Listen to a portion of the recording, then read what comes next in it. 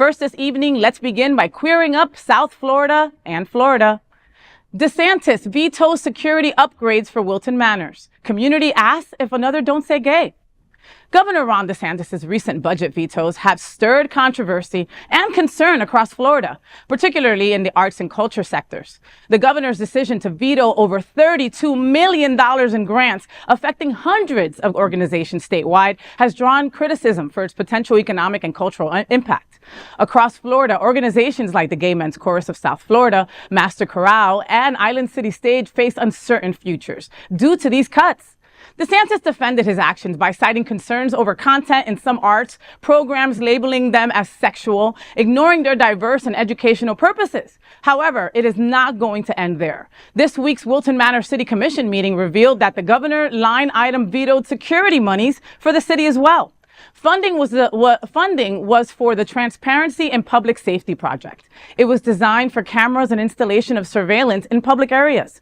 It included other security enhancements that were believed important for a largely LGBTQ plus community like ours. These funds were already approved by the GOP supermajority in Tallahassee. Apparently, that was not good enough for the governor. This week, Orlando Sentinel Scott Maxwell explains DeSantis' actions related to LGBTQ+ are because he sees sexual boogeymen everywhere he looks. Apparently, that includes the safety and streets in Wilton Manors as well. Where do we begin with DeSantis? DeSantis vetoed $32 million because a fraction went to fringe festivals, offbeat shows that include adult content and drag performances. That is his reasoning for taking away $32 million from all these arts and cultural organizations, nonprofit organizations, many also as well, that represent our community, that our community goes to for solace, that our community goes to for entertainment.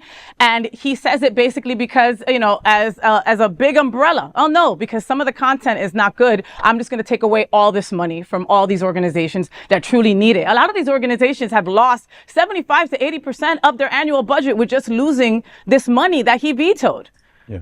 This is going to affect us greatly. I mean, greatly. And I know we've been talking about this it's been 2 weeks, right, Edward, since this happened? It's, about like 2 weeks now, for our organization. Now we're trying to scramble and figure out ways to, fill in that gap that, we lost $43,000. $43,000. Wow. What percentage of that is your budget? I mean, it's just a fraction, to be quite honest. But it's a lot of money. Because it goes to general support and operations and stuff. And, it pays my salary. It pays a lot of, our other salaries and Gabe's and stuff. So, it does put a hole in it. So, we're a very creative bunch too. We just came out of our concert and everything. And so we had this wonderful artwork that's being displayed by Avi Ram. Yes. And so we're going to be auctioning that off. So we just started the auction. And so we're going to see what the pieces sell. And we're just going to start from there. So we're in our 15th season now. So, we're at the beginning. So we're just going to figure out how to make that up. But that's awesome that you came up with that idea,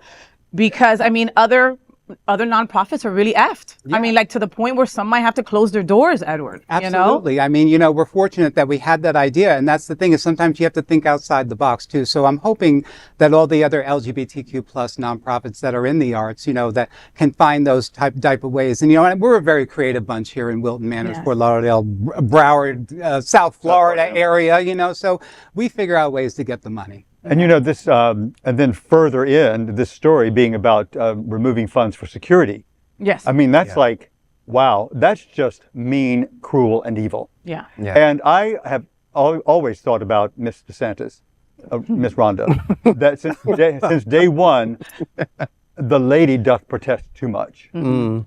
I really think my gaydar's off with him. Mm. So, I mean, that may be just it's just my opinion. Yeah, no, but he's coming for us and you feel it. Yeah, it's like, why so hard at this entire community, if not some underlying issue? There's an internalized issue there. Exactly. But also, this just speaks to what we went through, 3 or 4 years ago with Don't Say Gay proposition. And we're seeing Florida being the testing ground for other states to then take this and implement the same. Project 2025 is something that's very real. And Florida, I really do believe that in 2020, Florida was the testing ground for these things. Yeah. And a lot of religious or America for the American, conservative Americans, black, white, or other, are for these types of things. It's really sad to see that the needle is being pushed back so aggressively, and now we're hitting home, like the pockets, the money, the support, the resources, the things that we need. Our security, Jamal.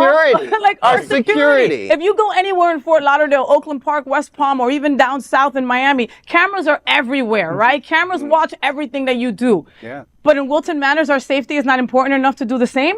Right. It's like he almost forgot that he's not supposed to protect the gay community. It's like, hey, you're here to protect everyone. Right. Not just the straight people. We're all constituents. And that drives me crazy. When I think about what you were saying, I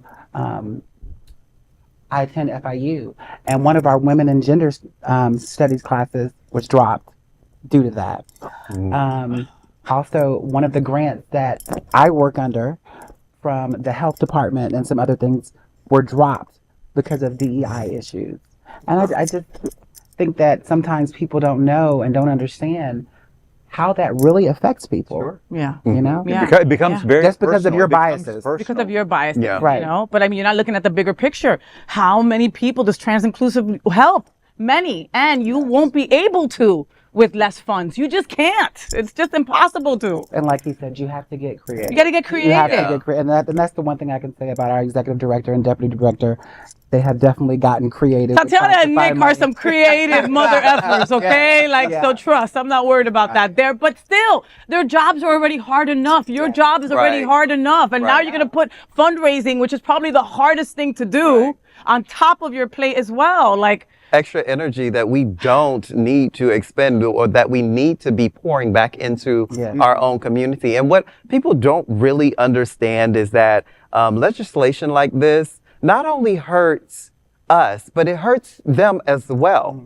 These things hurt other people. Transphobia, homophobia, all of these things are hurting humanity as a whole. So we all suffer when these things come down the pipeline, because you don't know, you could be next. Right. Mm-hmm. It's true. Listen, there have been 2 encounters that I've had in Wilton Manors, the safest place for me. I feel safe there, right? But I was doing an interview, and I think that the person thought I was trans. It's happened in the past, no biggie. And the person tried to attack me, and we had to call the cops and everything. And I'm fine. It doesn't make me not go back to Wilton, right? This is part of something that we deal with all the freaking time in our community, right? We're marginalized. It's what freaking happens. But if there were security cameras, maybe that person could have been caught, right? Or if there were security, you know what I mean? It's just, and just like both of you said, you're not only protecting LGBTQ+, we have a lot of straight people who also spend their hard-earned money in Wilton and spend their time with us, Is their safety also in jeopardy? Yes. Of course. I mean, it's a tourism, problem too, I mean, all the businesses will definitely, suffer from this as well. It's just a ripple effect.